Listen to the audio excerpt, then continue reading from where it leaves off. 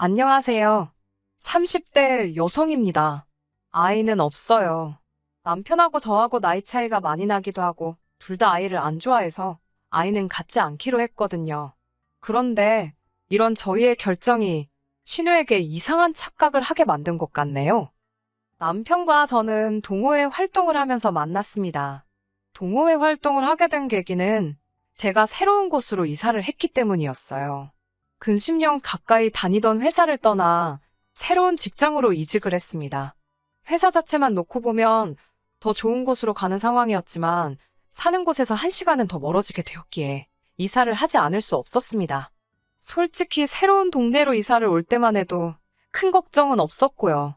하지만 사는 터전을 바꾼다는 게 생각보다 스트레스를 많이 받는 일이더군요. 게다가 새로 이직한 직장은 5시 퇴근에 야근도 없었습니다. 그렇다 보니 퇴근 이후 시간을 어떻게 하면 잘 쓸 수 있을지 고민이 되더라고요. 어떻게 하면 새로운 동네에 적응도 하면서 도움이 되는 취미를 가질 수 있을까? 그런 고민을 하다 찾게 된 것이 독서동호회 활동이었네요. 그리고 그 모임에 남편도 가입되어 있었고요. 동호회 회원수가 많다고 해도 모이다 보면 맨날 나오는 사람만 나옵니다. 심심했던 저는 매주 얼굴을 비추게 되었고 남편도 꽤나 꾸준히 나오는 사람이었어요. 그러다 하루는 남편과 저 둘만 모이는 상황이 생겼습니다. 자연스레 독서보다는 대화를 많이 나누게 되었는데 7살이란 나이 차이에 비해 생각보다 말도 잘 통하고 서로의 직장도 멀지 않더라고요. 그날을 계기로 저희는 급속도로 가까워졌고 금세 연인 사이로 발전했습니다. 바보같이 들릴지도 모르지만 전 저와 남편이 운명이라고 믿었네요. 남편의 존재는 외로운 타지 생활에서 큰 위안이 되었습니다. 집안에서 가장 역할을 하며 무거운 짐을 지고 사는 기분이었는데 남편과 있을 때만큼은 그 짐을 내려놓을 수 있었거든요. 저에게는 불행한 가정사가 있었습니다. 제가 고등학생이 되던 해에 부모님께서 이혼을 하셨거든요. 두 분 중 어느 분이 더 큰 실수를 하셨는지는 모르지만 두 분 다 잘하신 것도 없습니다. 아버지는 가장으로서의 역할에 소홀하셨고 어머니는 엄마로서의 역할에 소홀하셨으니까요. 만약 두 분 중 한 분이라도 저희 남매를 진심으로 사랑하고 미안한 마음을 느꼈었다면 저희한테 이런 어려운 시절을 겪게 하진 않으셨을 테지요. 두 분이 이혼하시고 한 4년 동안은 어머니랑 살았습니다. 살았다고 쓰긴 했지만 솔직히 어머니 얼굴을 본 건 며칠 되지도 않는 것 같아요. 당시 어머니에게는 만나는 남자분이 계셨고 대부분의 시간을 그 집에서 보내시는 눈치였으니까요. 참고로 제 남동생은 저보다 10살이 어립니다. 그러니까 당시 제 나이는 17, 동생은 7살이었어요. 그 어느 때보다 어머니의 손길이 필요한 나이였는데 어머니는 철저하게 동생을 외면하셨지요. 저는 어머니가 저한테 소홀하셨다는 사실보다 동생을 그렇게 방치하셨다는 게 더 미웠고 그래서 지금도 어머니의 소식을 모릅니다. 알고 싶지도 않고 궁금하지도 않네요. 어쩌면 이런 기억 때문에 제가 아이를 갖기가 싫은 건지도 모르겠습니다. 아무튼 이후로 저는 남동생의 보호자로서 사는 순간이 많아져 갔습니다. 비록 아무리 제가 노력해도 어머니의 빈자리를 채울 수는 없었지만요. 그래도 다행이었던 건 운 좋게도 저는 20살이 되면서 바로 사회생활을 시작할 수 있었습니다. 그나마 좋았던 성적 때문인지 단순히 운이 좋아서였는지는 모르겠지만 중견기업에 고졸특채로 들어갈 수 있었거든요. 그렇게 사회생활을 시작하고 얼마 지나지 않아 저는 남동생을 데리고 어머니 집에서 나왔습니다. 경제적으로 약간이나마 숨통이 트이자마자 제가 한 일은 동생을 학원에 보내는 일이었어요. 동시에 저도 나름대로 숨구멍을 찾기 위해 조금씩 노력했어요. 일주일에 하루 이틀이긴 했지만 친구와 지인들을 만나 맥주도 한잔하고 가끔 영화 보고 짧은 시간이었지만 연애도 해보고 그러다 보니 솔직히 말해서 동생에게 예전처럼 신경 써주지 못하는 시간도 간혹 생기더라고요. 돌이켜 생각해보면 저도 나름대로 살려고 발악을 하던 시기였고 남동생도 나름대로 사춘기를 이겨내느라 고생을 많이 했던 시간이었네요. 남편은 이미 결혼 전에 이런 제 상황을 다 알고 있었습니다. 사귄 지 얼마 되지 않았을 때 제가 그냥 전부 다 털어놓았거든요. 솔직히 전에 만나던 사람에게는 이런 이야기를 하지 않았었어요. 굳이 제 약점을 드러낼 필요가 없다고 생각했으니까요. 그리고 나중에 제 사연을 알게 된 그 남자는 제가 자기를 고의적으로 속였다며 길길이 날뛰더군요. 과장 조금 보태서 아주 개거품을 물었습니다. 사기원 애라나 뭐라나. 그래서 지금 남편에게는 허심탄회하게 다 말해버렸네요. 다행히 남편은 크게 개의치 않는 눈치였습니다. 그렇다고 해서 힘들었겠네.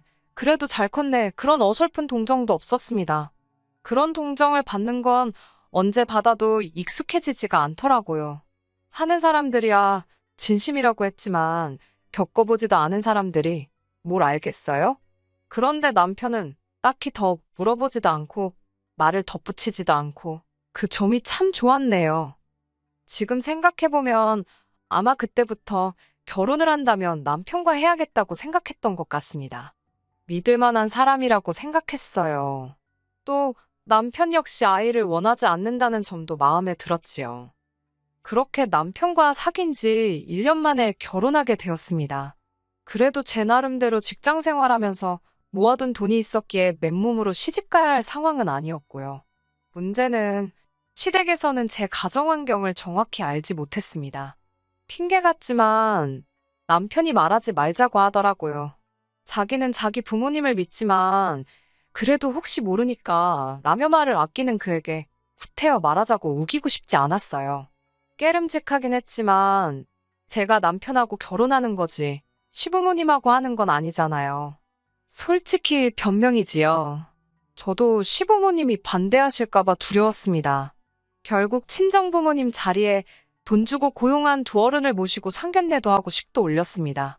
이건 제가 100번 잘못한 일이고 지금도 시부모님께 정말 죄송하게 생각하고 있습니다. 결혼식을 올리고 큰 산을 넘었다 생각했어요.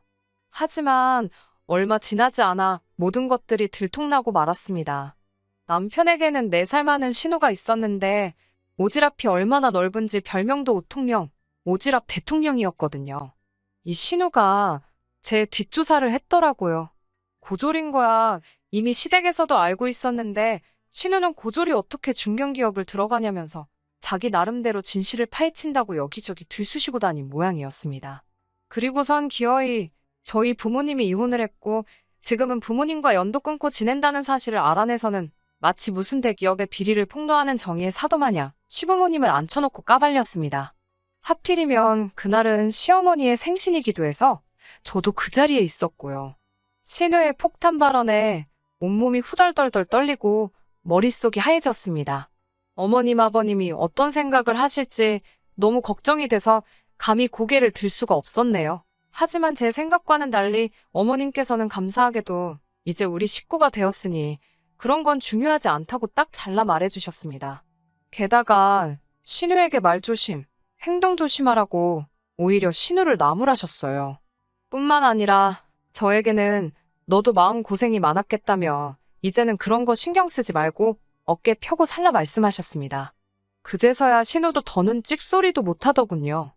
지금도 그날을 생각하면 감사한 마음뿐이네요. 그 이후로 저희 부부와 시부모님의 사이는 나날이 돈독해졌습니다. 신우 덕분에 모든 것이 드러나니 저를 포장할 필요도 과장할 이유도 없었으니까요. 시부모님을 친부모님이라 생각하며 진심을 다해 따랐습니다. 남편과 상의 끝에 매달 시부모님께 용돈도 50만 원씩 드렸고요. 이런 제 모습을 보고 동생도 제가 좋은 집으로 시집을 간 것 같다며 기뻐하더군요. 하지만 저는 제 나름대로 동생에게 미안한 마음이었어요. 이제 갓 20살 넘은 애를 혼자 살라고 내버려둔 것 같아 죄책감도 들었고 동시에 어떻게든 혼자 살아보겠다고 아둥바둥하는 동생의 모습이 안쓰러웠고 저도 그 과정을 겪어봤으니 어떻게든 동생에게 도움을 주고 싶었습니다. 하지만 오히려 남동생은 절대 자기를 도와주지 말라며 제 손길을 거부하더군요. 괜히 누나 오해 산다고 자기는 저에게 짐이 되기 싫다면서요. 동생이 어려서부터 부모 없이 저랑 둘이 지내서인지 철이 빨리 들었거든요. 남편도 그런 사정을 알았기에 이따금씩 제가 알게 모르게 동생에게 용돈도 챙겨주고 밥도 사주고 부모복은 없어도 내가 형제복, 남편복은 있구나 싶었네요. 제가 결혼하고 1년쯤 지났을 무렵 동생은 군대를 갔습니다. 사실 저는 남동생을 어떻게든 대학에 가게 하고 싶었지만 동생이 학비 때문에 스트레스를 많이 받는 눈치였어요. 마음 같아선 제가 학비를 다 내주고 싶었지만 현실적으로 그건 어려운 이야기였기에 대학에 가라 강요할 수도 없었지요. 이후로 1년 8개월 만에 전역한 남동생은 충격적인 소식을 전해왔습니다. 전역을 한 달 남겨두고 저에게 말없이 휴가를 나왔었더군요. 그리고는 공무원 시험을 쳤답니다. 군대에서 짬짬이 공부를 했기에 자기 실력이나 확인해볼까 싶어 응시했다네요. 괜히 저한테 이야기하면 제가 자기보다 더 떨게 뻔해서 비밀로 했다고요. 그런데 그렇게 시험 삼아 본 시험을 떡하니 붙었다며 동생이 씩 웃어 보이는데 정말 너무너무 자랑스러웠습니다. 남동생이 군대에 있는 동안 종종 면회도 갔었고 휴가를 나왔을 땐 밥도 몇 번을 같이 먹고 동생에 대해서는 모르는 게 없다고 생각했는데 그런 꿍꿍이가 있었다는 건 조금도 눈치채지 못했었네요. 그런 동생을 보며 이번만큼은 동생에게 도움을 꼭 주고 싶었습니다.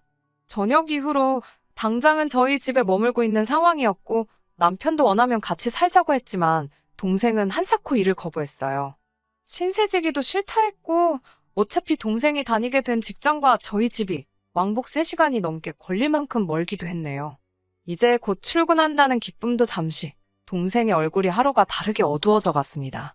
저에게 터놓고 말은 못하는 눈치였지만 전전긍긍하는 게 다 보이더라고요. 그런 동생을 보며 이번만큼은 동생에게 도움을 꼭 주고 싶었습니다. 제가 그래도 수입이 나쁘지 않았고 그간 시댁에 꾸준히 용돈을 드리고 있었던 것에 반해 친정에는 따로 용돈을 드린 일이 없었으니 이번만큼은 동생에게 도움을 줘도 괜찮겠다 싶었고요. 그렇다고 제 마음대로 혼자 결정할 수는 없었으니까 남편에게 이야기를 했어요. 남편 돈은 손대지 않고 제 적금으로 동생 보증금 정도는 도와주고 싶다고요. 남편도 시원스레 그거 좋은 생각이라며 제 의견에 동의해 주었습니다. 서울이라면 어림없었겠지만 다행히 서울이 아니었던지라 보증금 3천에 월세 40에 빌려 월세를 구할 수 있었습니다. 그리고 고맙게도 남편은 이 모든 상황을 이해해줬을 뿐만 아니라 기뻐해주기까지 했어요. 남동생도 저와 남편에게 정말 고맙다며 어떻게든 이 보증금은 꼭 갚겠다고 그러던걸요. 이후로 남편은 시부모님과 신우가 있는 자리에서 제 남동생이 군대에서 공무원 준비를 한 거며 합격까지 했다는 이야기를 마치 직접 보기라도 한 듯이 장황하게 설명을 하는데 어찌나 재미있고 뿌듯하던지요. 하지만 그쯤에서 멈췄으면 좋았을 텐데 남편은 그런 처남에게 제가 월세 보증금을 해줬다는 이야기까지 늘어놓았습니다. 솔직히 듣는 순간 아차 싶었지만 의외로 시부모님이나 신우 둘 다 별 반응이 없었습니다. 마음 한구석이 찝찝했지만 이미 엎질러진 물이었지요. 그리고 얼마 전에 있었던 일입니다. 신우에게서 전화가 왔어요. 결혼 초에 신우가 제 뒷조사를 했던 일 때문에 솔직히 지금도 신우와 제 사이는 껄끄러운 편입니다. 괜히 신우한테 약점 잡히는 거 아닌가 싶어서 저도 모르게 말 한마디가 조심스러워졌고 그러다 보니 같이 있으면 왠지 불편하고 그렇더라고요. 원래 신우랑 올케가 친해지기 힘든 사이라잖아요. 그런 신우에게서 전화가 먼저 걸려왔을 땐 저도 나름대로 놀라기도 했고 직감적으로 좋은 내용은 아니겠거니 싶었습니다. 옆에 있던 남편에게 전화기를 넘기며 대신 통화해달라니까 그럼 신우가 저를 얼마나 얕잡아 보겠냐며 그냥 받으랍니다. 여차하면 자기가 나서겠다고요. 그렇게 신우와 스피커폰으로 남편도 잘 들리도록 설정하고 통화를 하게 되었지요. 결론부터 말씀드리면 신우가 저한테 섭섭하다 했습니다. 동생한테는 그렇게 퍼주면서 시조카 생각은 안 나더냐고요. 처음에는 그게 무슨 소린가 했어요. 일찍이 결혼한 신우에게는 제 남동생과 1살 터울의 딸아이가 있거든요. 솔직히 신우랑 저랑 사이도 안 좋고 하다 보니 명절이나 돼야 얼굴을 볼까 싶을 만큼 대면대면한 사이입니다. 그런데 그 조카 아이를 들먹이면서 자기 조카가 대학 들어갈 때는 겨우 용돈만 주고 땡치더니 동생은 보증금을 해줬냐면서 서운하다는 거예요.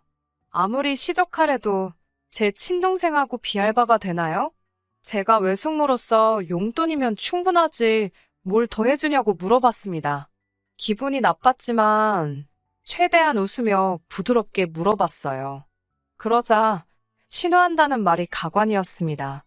어차피 저희는 아이도 안 낳을 건데 그러면 결국 나이 들어서 자기 딸한테 의지하고 살게 되지 않겠냐입니다. 나중에 자기 딸한테 그래도 아쉬운 소리라도 하려면 지금부터 잘해야 되는 거 아니냐며 자기 딸이 다음 학기 즈음에서 교환학생으로 미국에 가고 싶어 하는데 돈 좀 보태달라더군요. 어처구니가 없어서 얼마를 말씀하시는 거냐니까 제 동생 해준 보증금만큼 달랍니다. 제가 어이가 없어서 못 들은 걸로 하겠다 했습니다.